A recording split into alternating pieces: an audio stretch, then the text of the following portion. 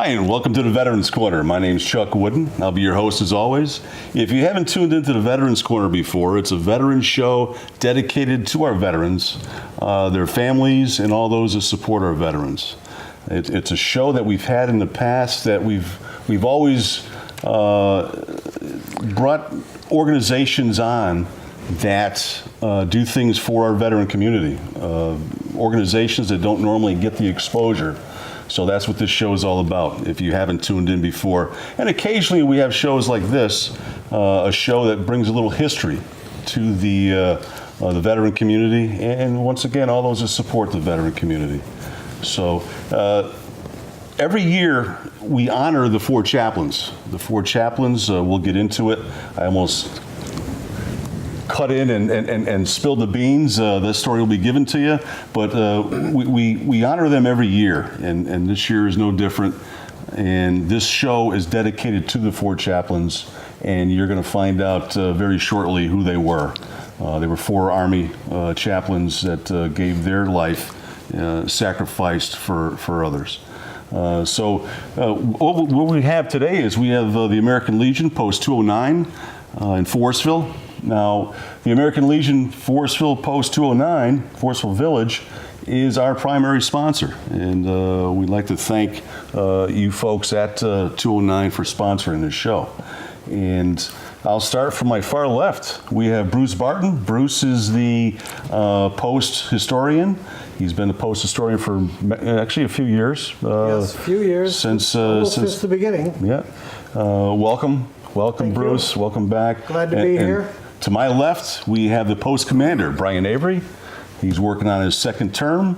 To my right, we have Jimmy Smith. Jimmy is the chaplain serving his first term. Yeah. And to my far right, way down there, no stranger to the show, Bob Getz. Bob Getz is our finance officer, and he's on his first term at the post. Welcome. It's great to see you. Welcome back to some of you. Welcome to you, Jimmy, for the first time on the show. It's great to have you. Let's go around. What we usually do is we try to let the viewers know, your military background, what branch, how long you were in, just real brief. Bruce, want to start? U.S. Navy, 4 years, 68 to 72. I am a combat Vietnam veteran. Brian Avery, United States Army Reserve, Sergeant. I was in for 8 years. Jimmy? Connecticut Army National Guard. I am currently still serving. I am a veteran. United States Navy. I was on the destroyer tender Cascade, destroyer Dias. Did some yard patrol business, and 4 years from 69 to 73. Well, on behalf of the viewers, on behalf of the crew here at the Veterans Corner, we want to thank you very much for your service. Let's get into this. There's a lot of information that we have to cover on the four chaplains.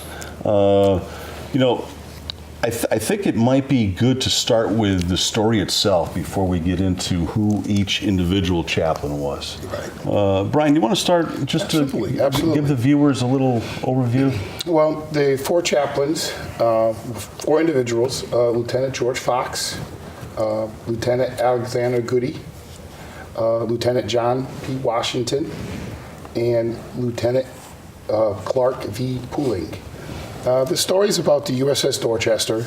It was February 2nd, 1943.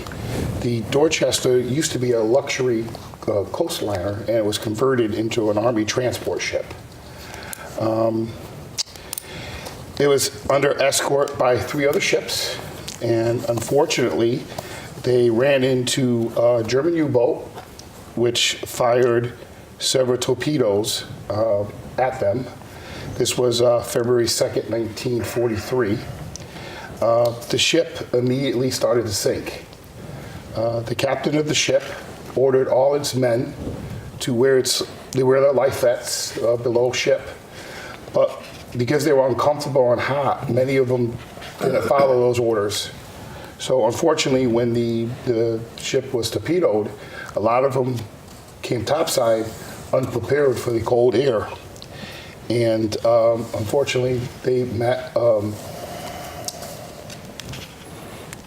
dark, cold weather, and a lot of them did not make it. And the story is about what the 4 chaplains did for these men. Yeah, they actually pretty much, actually, didn't the 4 chaplains have life Vests. jackets They did. on? They did. They had everything? They had life vests on. They decided that they were going to give their vests to the soldiers to help. Right. So there wasn't no issues for them going forward. But what I think is really interesting about this story is that the 4 chaplains were different religions. Yes. And they came together when the time was needed to comfort soldiers, and I think that's really important. That's one thing that tugs at my heart. They had met before they served on the ship, or before they met on the ship, I should say. I think it's also important to remember that this was February 3rd, close to 1 a.m., North Atlantic, in February. Yep. Many of these troops had never been away from home before. Right. They knew that they were going possibly into combat, or at least to Europe, where the war was still raging. And when the ship was torpedoed, lights went out. Right. They knew the explosions. They must have felt the seawater or heard the seawater coming in, and they all panicked, ran up. Many of them still undressed, partially dressed, completely unprepared. And as it states, a lot of the lifeboats were unsecured to the ship even after they were released from the davits, meaning that they drifted away. And soldiers, crewmen, etc., had to jump into the freezing water and try and swim out to them, adding to the panic and pandemonium. Now, the actual location, if I recall right, was 50 miles or 80 miles south of Newfoundland. So, I mean, that's about as far up into the North Atlantic as you can get. Yes. I think they were 150 miles from their destination, if I'm not mistaken. That's another point that I was looking through this story, and it's just how our soldiers, on how we react. And we are going to talk about the chaplains in a few. It's a converted coastal liner, Right. Yeah. going into battle against German U-boats. Right. And the soldiers know what they're getting into, but they'll do it and they get it done. Yes. Right. It was the quickness of how fast the ship, after it was hit torpedoed, how fast it sunk. It sunk in roughly around 20 minutes. Yeah. So they didn't really have time to prepare anything. And, you can imagine a young man panic-stricken in, and just trying to grab whatever they could get.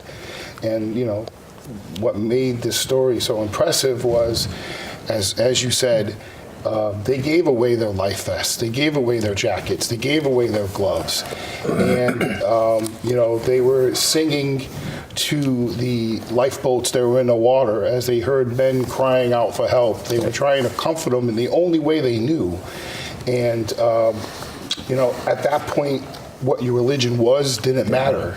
They came together and they made a decision together that they were going to stay on the ship until everybody was off the ship. And they went down with the ship. They sacrificed their lives to help others. And many of the men that were in the water when they were rescued credited their singing and their courage and them giving up their life vests and jackets in saving them. A pretty remarkable. Not only the life jackets, their actual jackets, their mittens, any outer wear whatsoever Right. that could help others survive. And we'll go into the awards that are given out. The National Chapel for the 4 chaplains is located down in Philadelphia. And I mean, this is an event that's honored. These 4 chaplains are honored every year throughout this whole country. Primarily, I think by the American Legion. I think there's other organizations that do it, but I know the Legion is one of the ones that really spearhead it. I think the viewers get the gist of what these 4 chaplains did. Why don't we get into the 4 chaplains themselves? Bruce, I mean, we might as well just start from the left. You've got Reverend Fox, right? Yes, I have Reverend Fox, George L. Fox. He was a Methodist minister. He was born March 15th, 1900. Now, George Fox was the oldest of the 4 chaplains.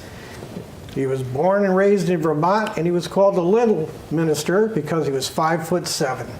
He lied about his age. In 1917, he enlisted in the U.S. Army as a medical corps assistant, which my research indicates he was probably a stretcher bearer or something like an unofficial nurse. He received the Silver Star for rescuing a wounded soldier from the battlefield that was filled with poison gas, although he himself had no gas mask. And he received the Croix de Gras for outstanding bravery in an artillery barrage that left him with a broken spine.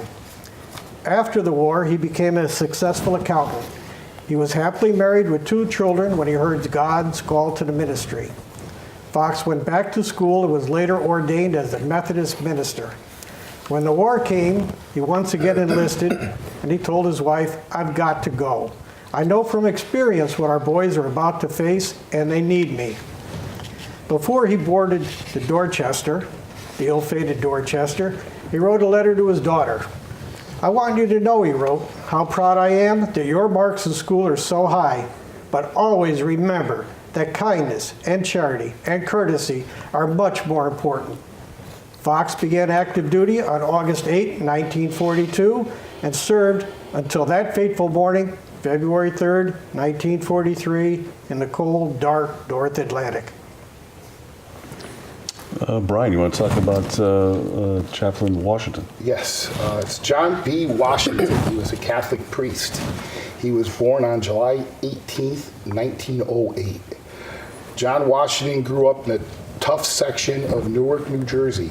He was poor, scrappy, and determined. He was one of 9 children. He was an Irish immigrant family. He was blessed with a sunny disposition, and he loved music. He also loved a good fight. He was a scrapper. He was a member of the South 12th Street Gang. When he was called to the priesthood, he played ball with his boys from the parish. He organized sports teams. When war broke out, he went with his boys into the army. He began his active duty on May 9th, 1942. Raised in song and prayer, comforted those around him, Washington's beautiful voice could be heard above all the cries of the dying in the final moments of February 3rd, 1943. Jimmy, you want to talk about Reverend Good? Yeah, Rabbi. Yeah, rabbi. We have Alexander D. Good. He was a Jewish rabbi. He was born on May 10th, 1911. Growing up in Washington, D.C., Alexander Good was an outstanding athlete and scholar.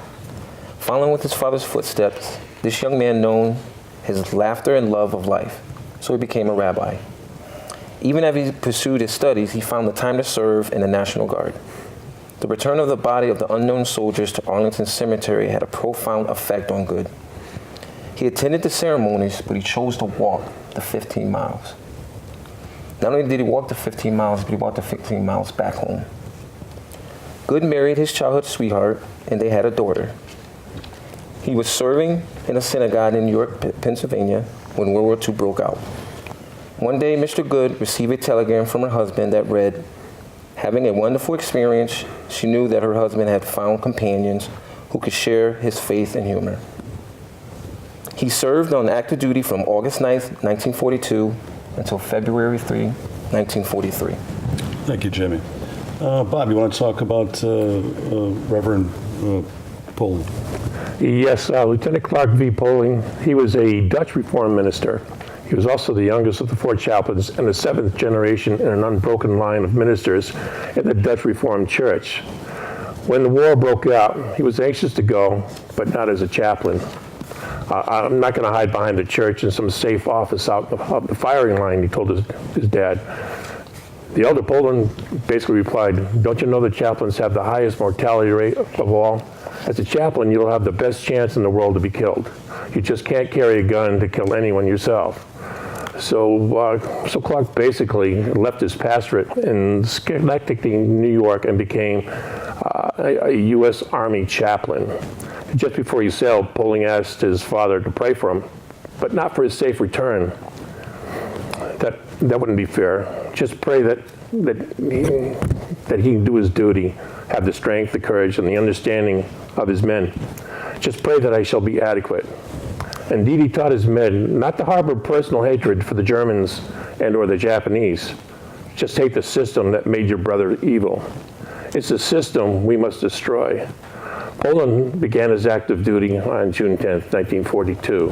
And as his father said, chaplains have a mortality rate, which is very high. Well, he lasted pretty much less than 8 months in the service. I think the viewers are finally starting to get the picture. For those that haven't read up on the four chaplains, why we honor them, their selfless act that day, they didn't hesitate. They jumped right into action. They put themselves aside. They helped others to survive. And it's our post is one of, I believe, the best of my knowledge, four in the state of Connecticut that have services or ceremonies honoring these four chaplains. And maybe we can talk a little bit about last year. Last year was the third annual. Yes. It seems like each year it's getting better and better. The production, I mean, what we've done, what you've done as a post. Actually, Bruce, you have an interesting story. Without naming the post, just on the West Coast, you had a discussion with some Legion members out there on your vacation. Yes, I did. I had the opportunity to go out to California early, well, actually it was late winter, early spring, and I visited a very large post. They had close to 500 members. They don't do the ceremony quite as large as we do, and they do it as a district. In other words, they have a few members from each post in the district conduct the ceremony, and it's done not in the church as we do it, but they do it in the hall. They don't involve any other organizations such as the Boy Scouts, Girl Scouts. They don't invite any of the town or city officials or any other dignitaries or special guests. They keep it quiet, simple, almost secretive. And I found that very disheartening. I didn't understand why they wouldn't want to expand on that ceremony, considering it is such a solemn ceremony, reverent ceremony, and I think that these four pillars of America should be honored. Now, you had mentioned the youth. They didn't have any youth involved. I know that our actually post 209's ceremony is it's laden with youth. I mean, we have the Boy Scouts, the Girl Scouts, the Cub Scouts, the Miss Bristol, Miss Bristol, Miss Forestville, yes, Miss Teens. I forgot Miss Chrysanthemum. Yes, they were all involved last year doing the laying of the wreaths. How important is that to have the youth involved? I think it's very important because we need to teach the youth about the four chaplains so they don't forget about the sacrifices that were made by their forefathers, so that the story of the four chaplains will continue to be told generation after generation. Yeah, it definitely teaches the sacrifice piece, where you want to make sure that our youth understands that if you're making a sacrifice, it's important to continue to talk about it and talk about our history, and then work together with our young youth. I mean, that's the biggest thing. And it was my first year last year. I was completely impressed. You can tell there was a lot of care into it, and it was a lot of community. So I really enjoyed it. Each year, the attendance has increased. Last year we had 100, roughly 100. It was held over at Asbury Methodist Church in Forestville, and I mean, actually the first two were held there also, and the numbers, as the awareness of the four chaplains increases, more and more people are knowing about this, and the numbers will increase, as far as attending the ceremony. I know that being involved with the ceremony this year, I know that this ceremony is going to be much larger and a lot of additions to it. A lot of people realize it's just not a little ceremony we do. We involve, I mean, this year I put a request in to get the governor's foot guard to play taps, to have the honor guard there. Hopefully they will be there. This is a big event. And when's it being held, Brian? It's February 1st. Yeah. It's at Gloria Day Church, 355 Camp Street in Bristol, Connecticut. And it starts at 8 p.m. Actually, 7. 7 p.m. 7 p.m. Doors open at 6:30. And there's going to be refreshments afterwards, so we're asking anybody that does attend to please join us for refreshments. Yeah, it's. I mean, we do the POW/MIA table. I mean, it's a whole ceremony that we take to heart. I mean, it's important to the post, as these officers will tell you, that we continue the legacy of these 4 chaplains. It's very important, and we're absolutely, and I know the post is absolutely honored to be able to play that role in the community and to pass the word, to educate the community. Now, there's this particular year, this goes by so fast. Yes. 25 minutes does not last. I'm getting, we're going to wrap this up. This year, we nominated somebody from the community. That name will not be divulged there. It'll be a surprise. That individual doesn't know yet. But there's a Legion of Honor that is given out by the National Chapel down in Philadelphia. And they really scrutinize the nominations. This year will be the first year that Post 209 honors somebody from the community. So please, if there's nothing going on that day, even if there is, try to make room. Come on down and see what the 4 Chaplains ceremony is all about. There's a lot of effort that's put into this.